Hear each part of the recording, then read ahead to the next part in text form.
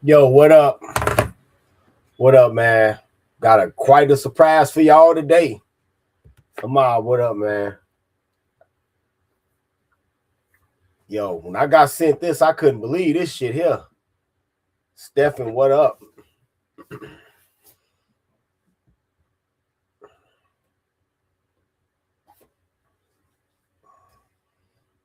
Yeah, I was in shock.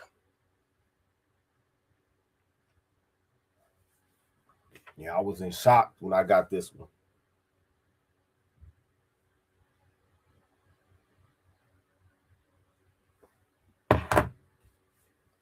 See who else we got in here, man.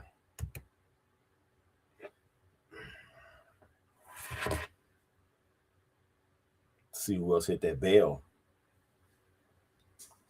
It don't matter. What up, man?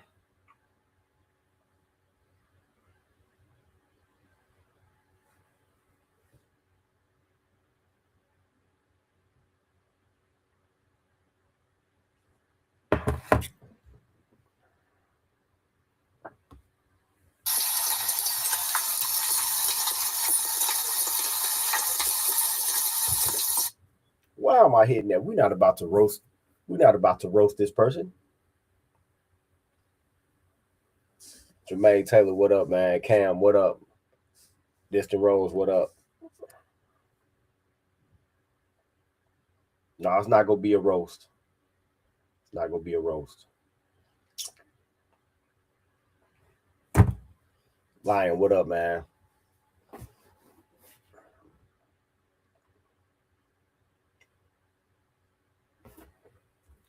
Going to pull this video up.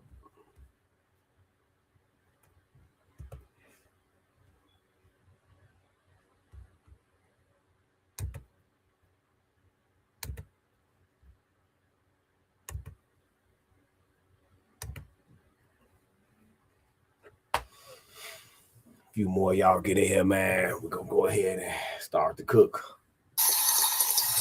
Not to be confused with roast.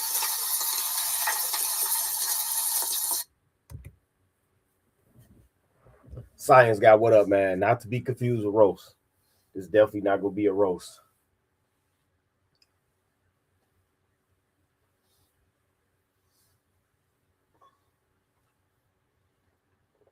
Very surprising campaign platform.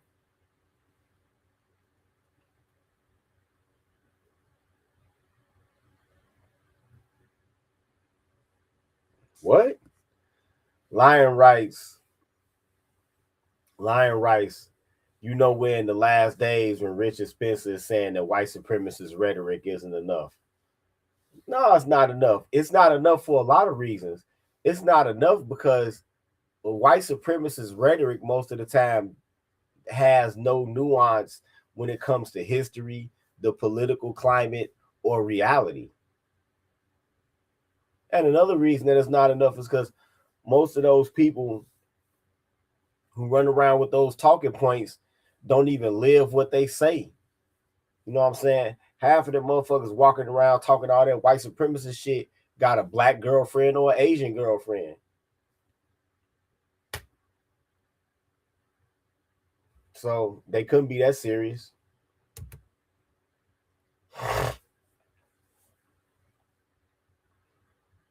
The average damn white supremacist got an Asian girlfriend. So why should any of the youth coming to their movement find credibility in them? Lend anything they're saying credence. Yeah, it's lacking in history. You know what? A lot of times white supremacist talking points can be debunked just by talking about freedmen's villages. That's a common debate tactic of mine. Any damn near any white supremacist talking point that you can come up with, you can debunk it with freedmen's villages. Oh, black people are too stupid to build things. Freedmen's villages. Oh, black people don't know how to run their own economy. Freedmen's villages. Black people don't know how to live around each other without murdering each other. Freedmen's villages. Black people are lazy. Freedmen's villages.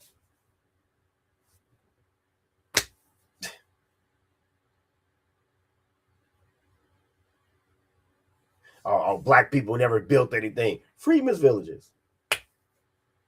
Freedmen's villages.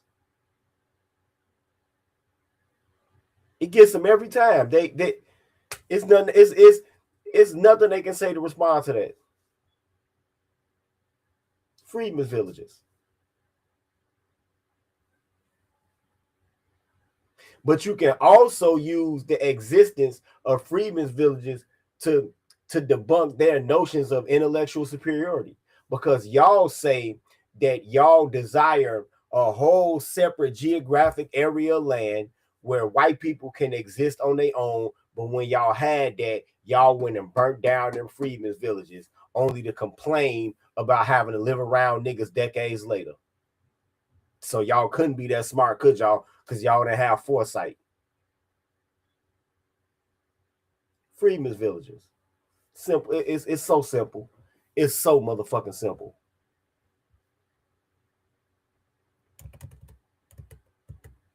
So simple.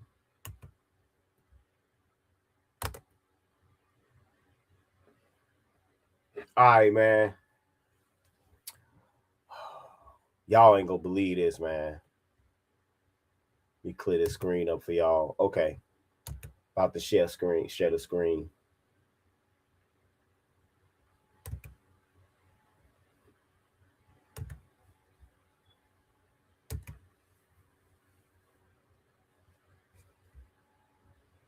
All right.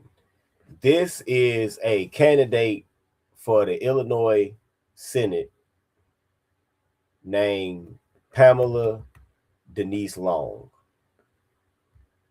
Right? Not that bad, actually. Y'all know I like dark meat.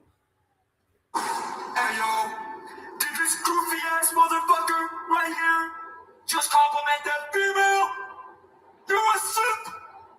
You're a simp! Goofy ass nigga! You're a goofy ass nigga! This simp ass nigga had the audacity to call that bitch pretty!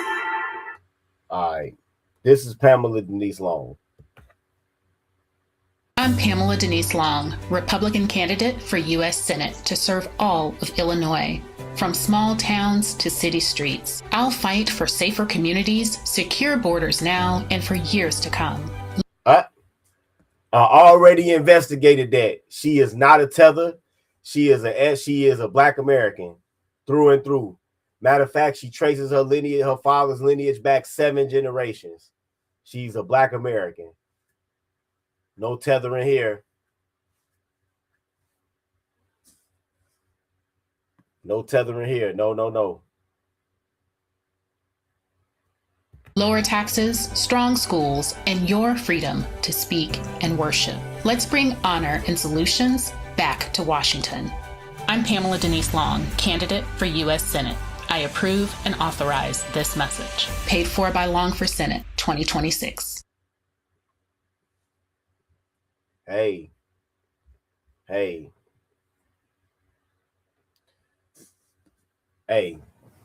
saying that now. Watch this.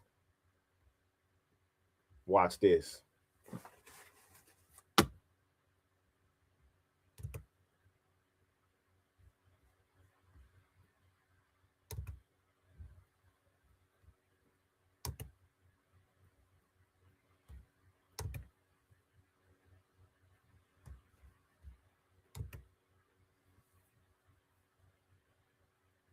Y'all see what that says?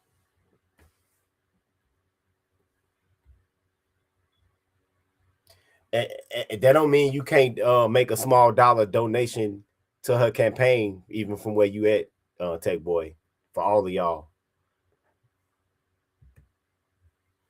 Do y'all see what that says? Let me remind you, this is a GOP candidate. Do y'all see what that says?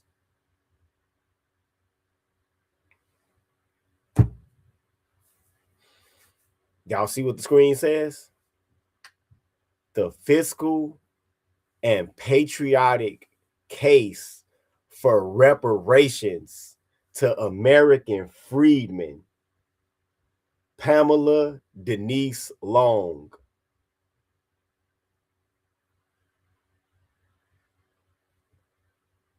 And she wrote this back in 2014.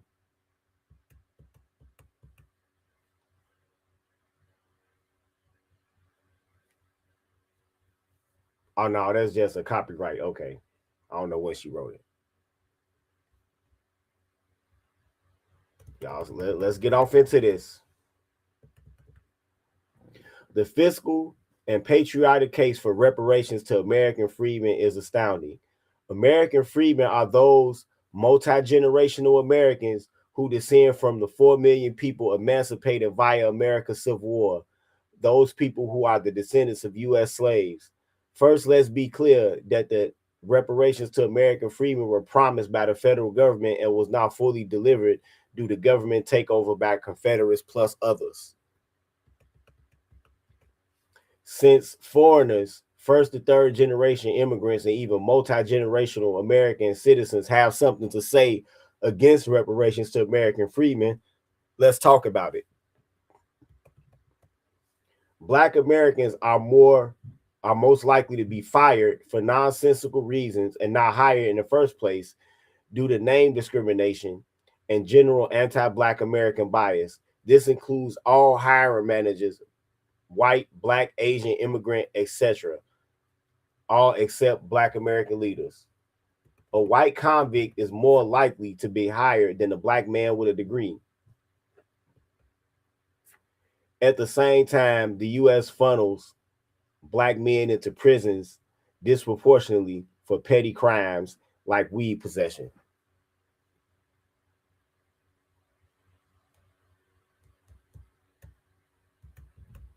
Damn, I gotta create an account to read the whole fucking thing.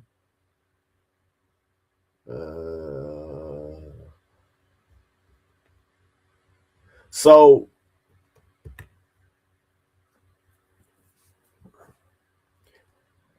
this right here represents probably the beginning of a sea change. Now, the reason that I felt like I had to do a story about this is because if you can get one GOP candidate to take this position in states that were formerly blue that are becoming swing states,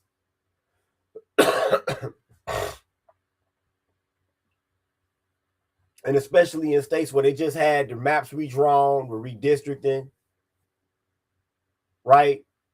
And you have new seats that are coming up that are in play, then maybe this is something that we can spread. I don't know whether or not y'all are going to like her as a candidate. So far, I do. I don't know if y'all are going to like her as a candidate. But if other candidates start to adopt this platform as well, this could mean a destiny changing event for many so-called Black Americans. Right? Oh yeah, tellers are gonna be real angry about this. Now I want to see what a lot of tellers that's on the GOP side, like Winsome Sears, Byron Donald, right? I want to see what would they have to say about this. I'll be real curious to see what they have to say about this. Right? Like I said, it doesn't matter whether or not you like this particular candidate. But if she sees and the Republican Party sees an increase in her donation pool from this, then yeah, this is going to be something that's going to be catchy. Yeah, we know that tether ass nigga won't like this. We know he won't. Don't y'all think it's strange when you find out that the immediate family of a person that claims to be an American citizen, and then you find out that one of their parents issued a social security card until they was damn near 20? Ain't that kind of strange? Am I the only one that finds that strange? I couldn't be. Just saying.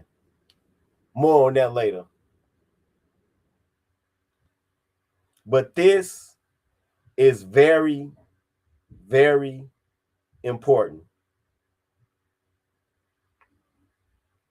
This is very important.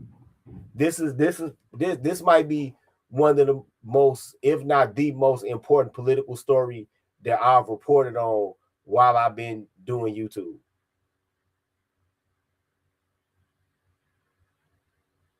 To hear a GOP candidate take up such an originalist position.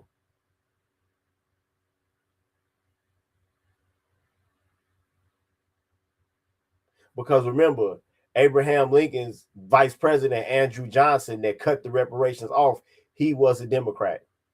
That's what she's referring to in this article. That's what she's referring to.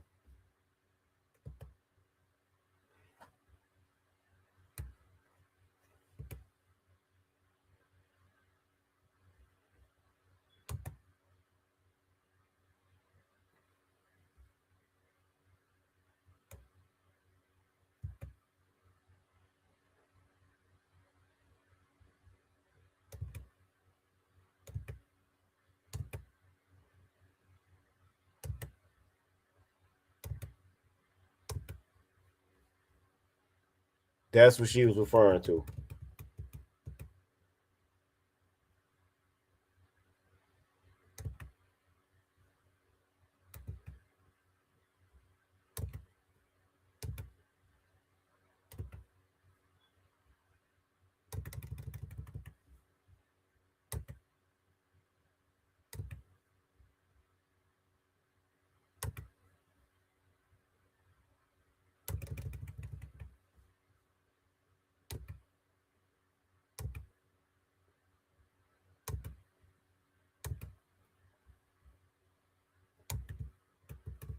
Jesus.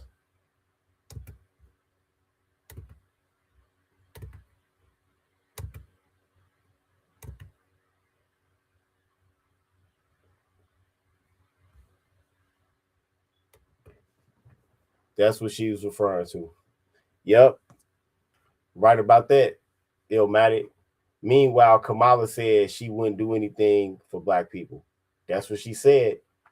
Now, you can't just ask me to do something, especially for black people now. That's what she said. She told you, matter of fact, she even code switched up and told you in your own Ebonic slang that she not finna do a motherfucking thing for you.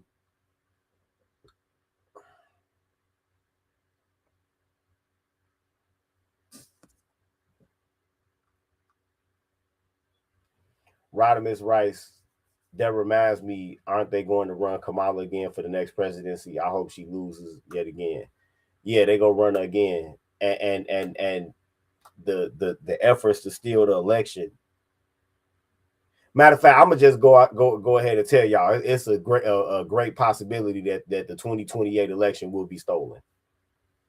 Just so y'all be mentally prepared for it.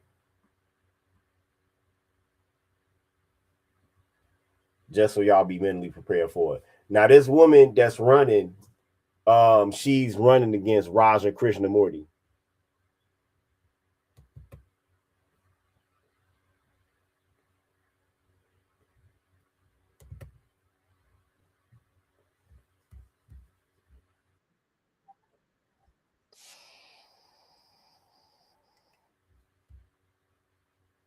Hit y'all with this ad again right quick.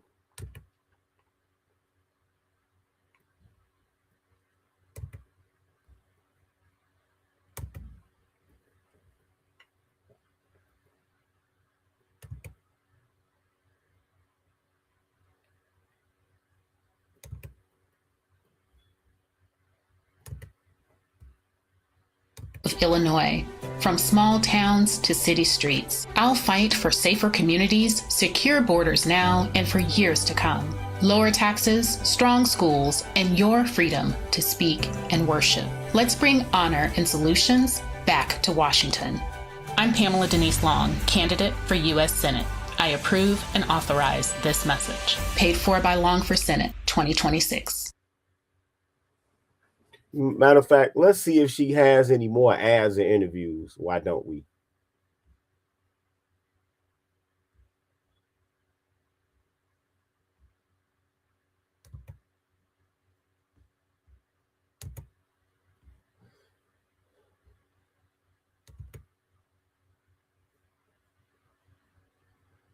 Let's see if she has any more ads and interviews.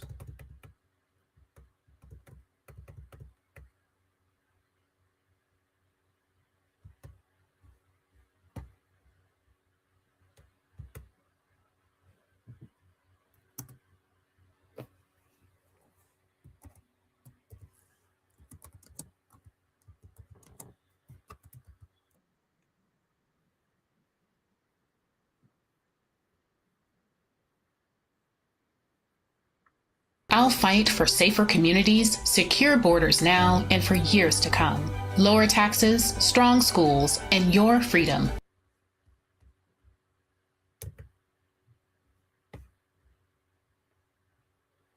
Well, what the hell?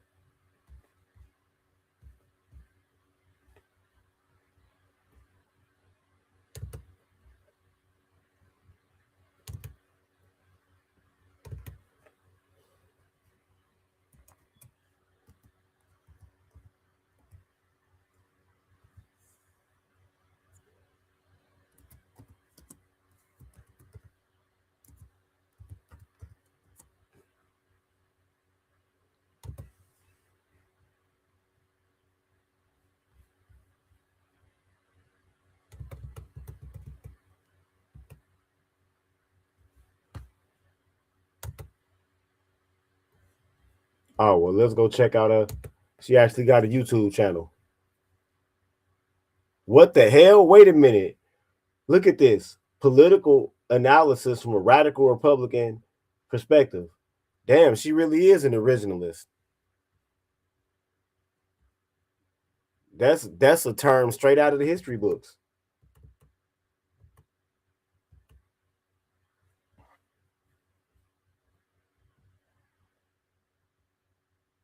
Damn.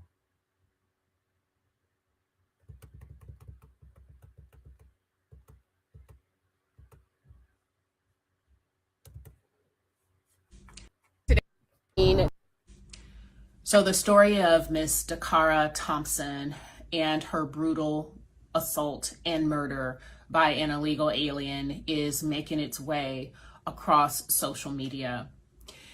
And I want to thank the doctor for elevating Dakara's story and for rightly calling out the ways that elected officials have protested the arrest, detention, and deportations of illegal aliens while having zero accountability for the illegal aliens who have murdered, maimed, or otherwise harmed American citizens. Dakara is one of many. Here in the state of Illinois, we have several young women in 2025 who were murdered and or otherwise, killed or found dead on the properties even. We have Megan Boss, who was found dead on the property of an illegal alien in the Chicago area. I had the opportunity to talk with her mother last fall while on the campaign trail, and the sadness and grief that she feels from her elected officials not representing her and her family is sad to me, and it has to change. We have two young women in Middle Illinois, Central Illinois, who were killed in a car accident from another illegal alien. And drunk driving seems to be one of those areas in which illegal aliens often find themselves harming American citizens. It's hundreds of them every day. She ain't lying right there. It's hundreds of them every day. They love getting behind the wheel drunk. And it made me think about the fact that the elected officials here in the state of Illinois have really given up on their job of protecting Illinoisans. We have Governor Pritzker and his Lieutenant Governor Juliana Stratton, who are overseeing a sanctuary state. We have Brandon Johnson, the mayor of Chicago, who is overseeing a sanctuary city and even attempted to tax Chicagoans more because they wasted all that money on illegal aliens. And then even at the federal level, when it came to voting for the Laken-Riley Act, federal officials threw Illinoisans under the bus. Raja Krishnamurthy voted against the Laken-Riley Act. Robin Kelly in the House voted against the Laken-Riley Act. Both U.S. senators for the state of Illinois, Dick Durbin and Tammy Duckworth, voted against the Laken-Riley Act. And let's take a look at what the Laken-Riley Act does. Basically what it does is gives the United States an authority you would think that we already have, but explicitly gives the federal government the right to detain and deport, as well as to have some injunctive relief, financial penalties. So the story of Miss Dakara Thompson and her brutal assault. The interview that Tucker Carlson had with James Fishback, a candidate for governor in Florida. And in that conversation, Tucker and James were talking about heritage Americans and what that means. Part of that conversation was about a 13-minute dialogue about foundational Black Americans or legacy Black Americans. Basically, they're talking. Y'all heard that, right? The interview that Tucker Carlson had with James Fishback, a candidate for governor in Florida. And in that conversation, Tucker and James were talking about heritage Americans and what that means. Part of that conversation was about a 13-minute dialogue about foundational Black Americans or legacy Black Americans. Basically, they're talking about folks who are the descendants of the founding Black population and how important our fight has been, our multi-year fight to make sure that we put Americans first.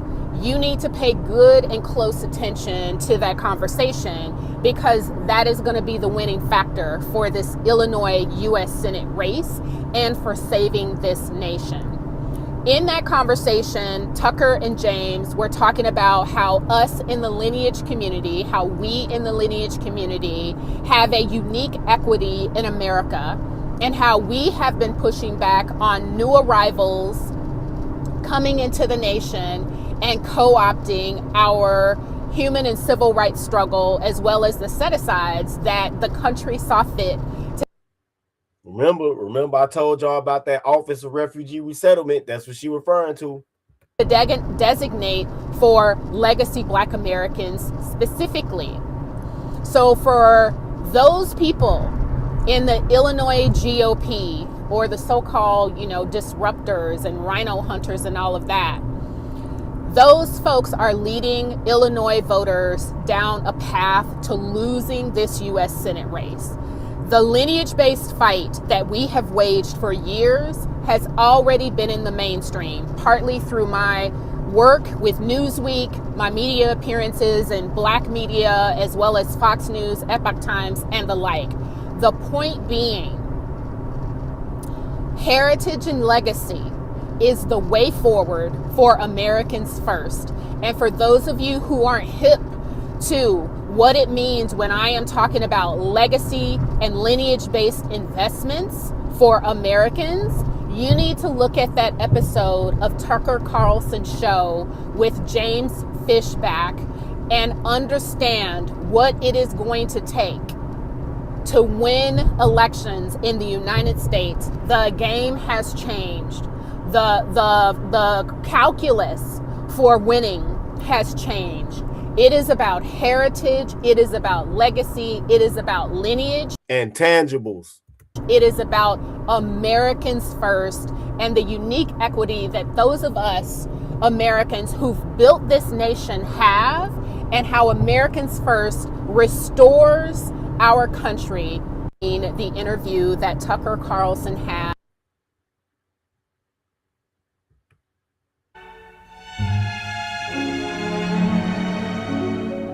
Streamers, if you're only going live on one platform.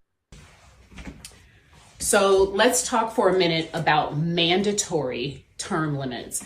You may have noticed that the establishment has been all over the idea of imposing mandatory term limits through an Article 5 convention and or through Congress proposing and passing a constitutional amendment. Your alarm system should be going off in your head that the establishment is trying to impose this upon you. Here's what you should know.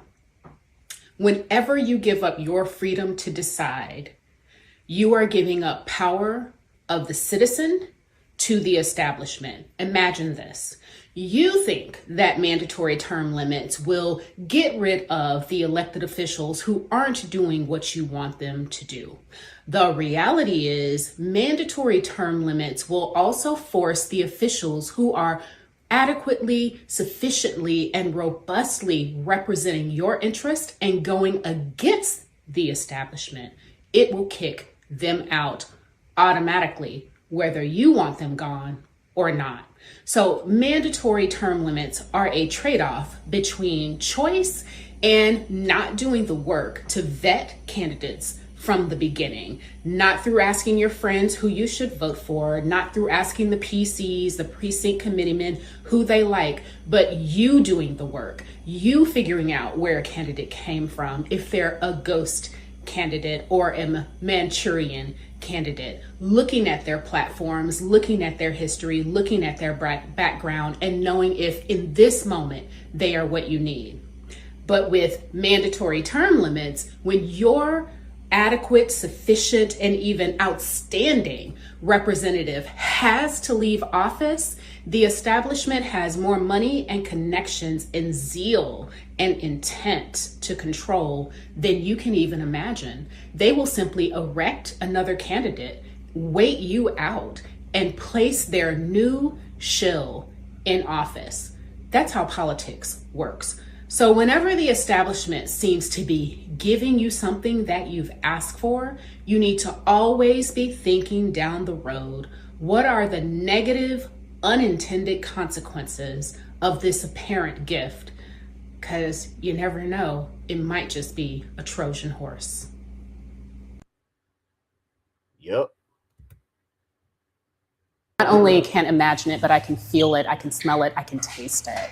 It is beyond time for Illinois to come back to the Republican Party, the land of Lincoln, to come back home, for common sense even, to come back to the U.S. Senate and the state of Illinois. It's going to take work, but I'm not afraid of that. It took some work to get us here, off course, with Americans Last, with us being overtaxed, with education failing our students, and I'm excited about the potential. Not only can imagine it, but I can. So now switching to birthright citizenship. Birthright citizenship comes in two flavors, if you will. There's birthright citizenship by birth on soil, and then there's citizenship by blood. So what we have in the United States is birth by soil. If you are under the commonly accepted, and I'm making the sarcastic air quotes, commonly accepted understanding of the 14th Amendment, anyone that is born in the United States is a U.S. citizen. So this is what we're talking about tonight with regards to executive orders. So citizenship by blood, because the people, or at least one person you were born to, is a U.S. citizen, and then citizenship by being birthed on the land, which is you were born within the United States borders and therefore are considered a citizen. So now switching to birthright citizenship. Birthright citizenship comes in two flavors, if you will. There's executive orders are basically they're orders from the chief executive, the president, that affect the departments and agencies that they are responsible for overseeing.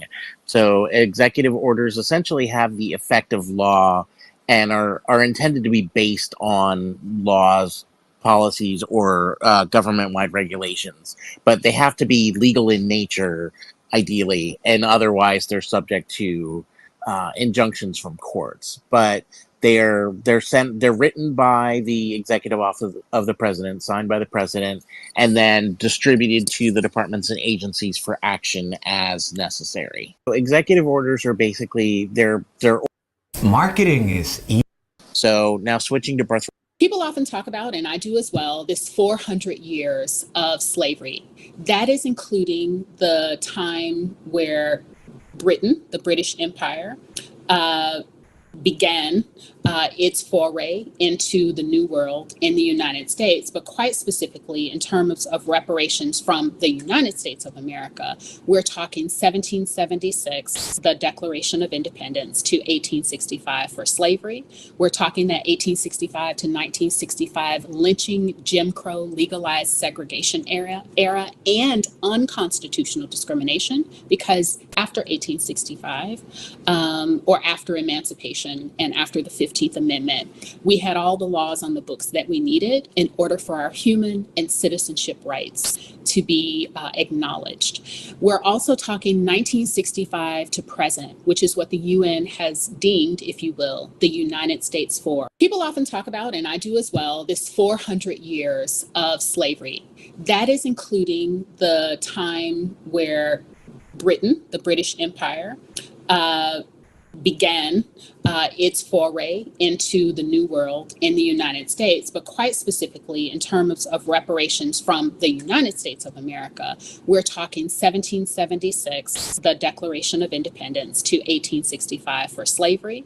We're talking that 1865 to 1965 lynching, Jim Crow, legalized segregation era and unconstitutional discrimination, because after 1865, or after emancipation and after the 15th Amendment, we had all the laws on the books that we needed in order for our human and citizenship rights to be acknowledged. We're also talking 1965 to present, which is what the UN has deemed, if you will, the United States for. People often talk about, and I do as well, this 400 years of slavery. That is including the time where I do not necessarily describe myself as an expert on reparations. I would say that I'm definitely a student of history, and I'm an interventionist as a healthcare practitioner, an educator, and I am always interested as a citizen of my nation, as well as, a human being living in this world amongst others, to understand how we can capitalize on and replicate what is working in our societies. And so, with that, I come to this work around reparations with a heart and mind of curiosity, and always thinking about what is most efficient, what is most effective to educate ourselves, as well as changing the systems that impact us all. I do not necessarily describe myself as an expert on reparations. I would say that I'm definitely a student of history, and I'm an interventionist as a healthcare practitioner, an educator, and I am always interested as a citizen of my nation, as well as, a human being living in this world amongst others, to understand how we can capitalize on and replicate what is working in our societies. And so, with that, I come to this work around reparations with a heart and mind of curiosity, and always thinking about what is most efficient, what is most effective to educate ourselves, as well as changing the systems that impact us all. I do not necessarily describe myself as an expert on reparations. I would say that I'm definitely a student of history. All right. So y'all see her platform, and like I said, hopefully this is going to become a model, and this is going to become a norm for GOP candidates in the future. That's why I'm putting the spotlight on her. Hopefully, because whenever I do some shit, the bigger channels always pick it up. So hopefully the bigger channels will pick this up and spread her message, and other GOP candidates start to reflect the same message, right? And maybe just maybe we can drown out all of these fucking tethers and all of these shields, right? Because the political scene is overrun by tethers on both sides, and people just look at them just off a straight skin color basis, and they don't differentiate what a Republican Party is with the interview that she just mentioned with Tucker Carlson. they start to differentiate. And those tellers that's on the Republican side have better take note. Have better start taking note. You know, matter of fact, I hope that this message is more widely disseminated. This could be a major weapon for the midterms coming up, because really the nation, and especially so-called black people, we can't afford to let the Democrats take the midterms, because even if you are a black person that have been a Democrat, they are going to specifically punish black people if they get back into power. If they can take the presidency back, they are specifically going to punish black people. Specifically. That's part of what they was doing during the Biden administration when they let all them illegals over here. They were punishing you. They were punishing you for not having the desired participation levels in the 2016 election. They was punishing you for that shit. So imagine how they gonna punish you, all of the stored up resentment for not getting the vote out for Biden, for not really getting the vote out with Kamala Harris, and then for delineating and telling these tellers, nah, fuck you, and then for exposing all of the tellers that caucus with the CBC. Oh, they got a lot. They got a bone to pick with you niggas when they get back in power.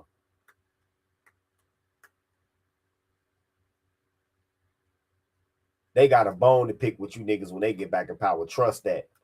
Trust that. So if anybody that's on the fence here, man, I hope you wake up soon. Because they go punish y'all asses when they get back in. You think it's hard for you to get a job now? Wait till they get back in. Let them get back in and see what happens. But this is Pamela Denise Long. Like I said, go check out her platform. Here, let me go back to the header of her YouTube channel.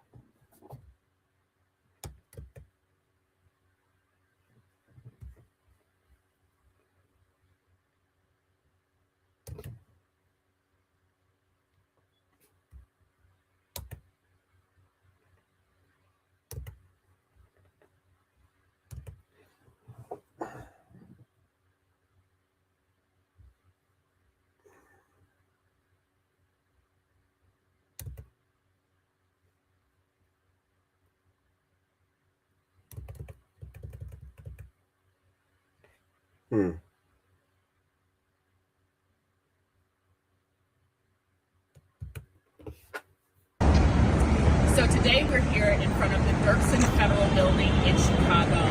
We're calling attention to recent immigration proposals from Congressman Raja Krishnamurthy, his high-skilled Immigration Reform Act, ironically called the HIRE Act, and Dick Durbin's proposal for amnesty for illegal aliens. We're calling attention to the fact that Krishnamurthy's proposal... You see what she's saying right there? That's why niggas can't break into tech jobs right there. You heard what she just said? Listen. Doubles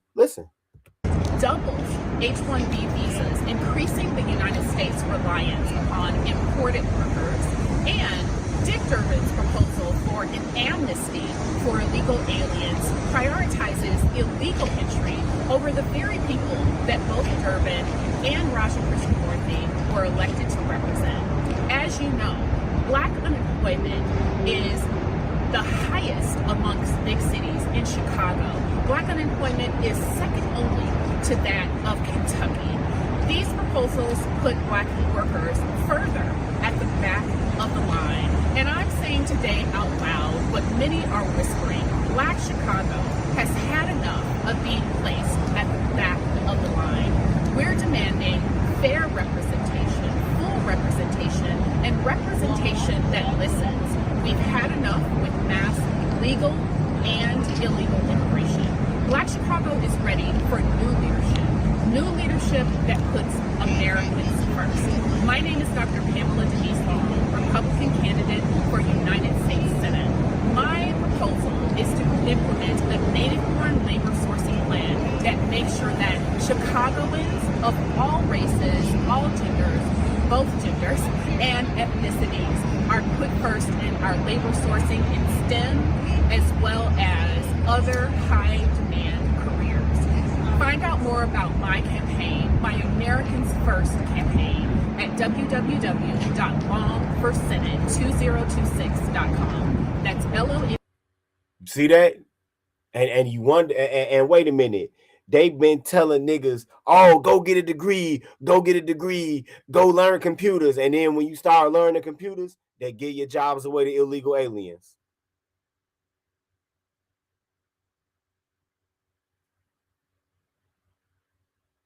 They give your jobs away to illegal aliens. FOR Senate 2026.com. Join me in this movement to set our country straight so that all Americans are put first. We are out here at the Dirksen Federal Building talking about the recent proposal from U.S. Congressman Raja Krishnamoorthi proposing that we need to basically increase the number of work visas, H-1B visas, that we know displace American workers. And Black Chicago has really talked to us about the impact that has on them and their communities. I'm joined here by Patricia Easley and also Miss Doris Lewis, who's a beloved elder of the community. They want to make statements, as well as others have submitted statements, about the impact of this proposal on the stability of Illinois homes, Illinois families. That's whether you are a Black American, a white American, a Hispanic American, or a recent immigrant. But we know that mass immigration has a negative impact on the Black American community particularly, and enough is enough. Ms. Easley? Yes, my name is Patricia P. Ray Easley, E-A-S-L-E-Y. I am the candidate, the Republican candidate for the 7th Congressional District, congressional seats, as well as the founder of Chicago Red. In 1869, Frederick Douglass stated that immigration was one of the biggest hindrances to Negro wealth and wages in this country.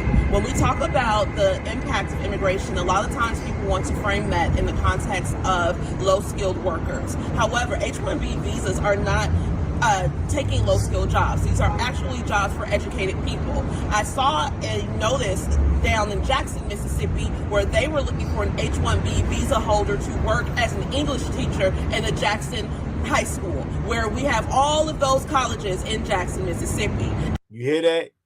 An H-1B visa holder to work as a fucking English teacher in a country full of people that speak English. You hear that shit?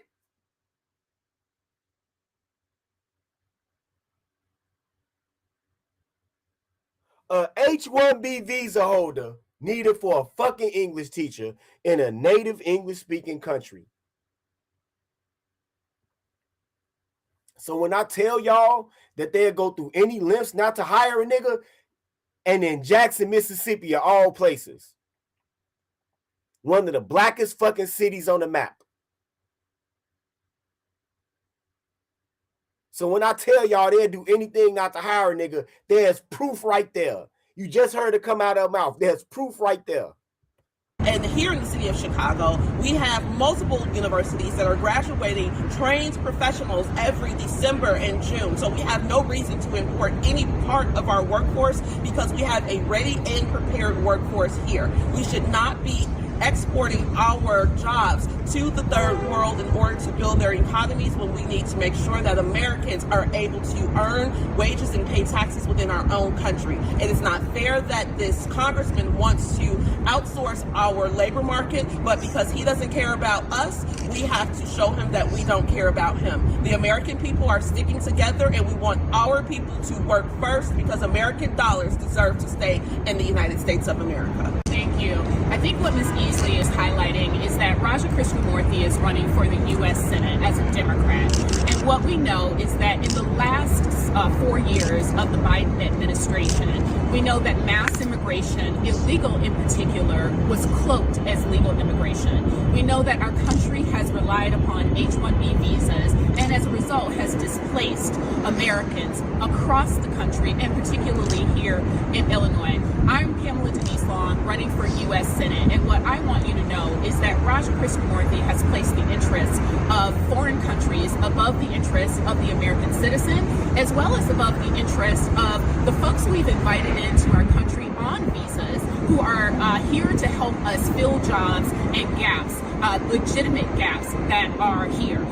As Ms. Easley highlighted, we have universities across the nation who are graduating STEM graduates who cannot find a job here. We know that discrimination in hiring is also a significant barrier to our own citizens, new and old alike, for them finding robust job placement, for them having depressed wages, for burdens on our housing infrastructure and the like, and all of that needs to change. Ms. Doris Lewis, who's a former educator, has talked about and thought about the impact of mass immigration, both legal and illegal, and the disconnect between what Raja Krishnamurthy is proposing in terms of increased visas, as well as what Dick Durbin is proposing in terms of an amnesty for illegal aliens. Let's have a conversation here about education discrimination. Ms. Lewis. Well, my name is Doris Lewis. I'm a former teacher and counselor at the Chicago Board of Education, and to Man, the sound on that video is killing me, but y'all get the point.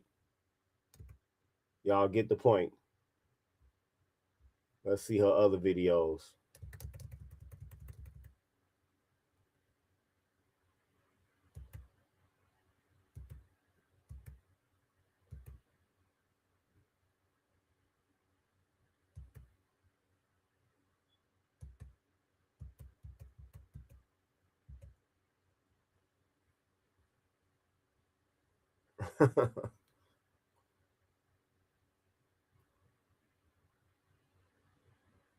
Damn, she got some interesting videos here. So y'all go and subscribe to that. All right, man. There you have it. There's Pamela Denise Long. Certainly a very unique GOP candidate. We'll be following her progress. Hopefully, this message gets disseminated amongst larger content creators, so we can help get out the fundraiser and get out the vote for her. And hopefully platforms like this becomes a trend inside of the GOP. Yeah, it's been a Black Pill PSA. Peace.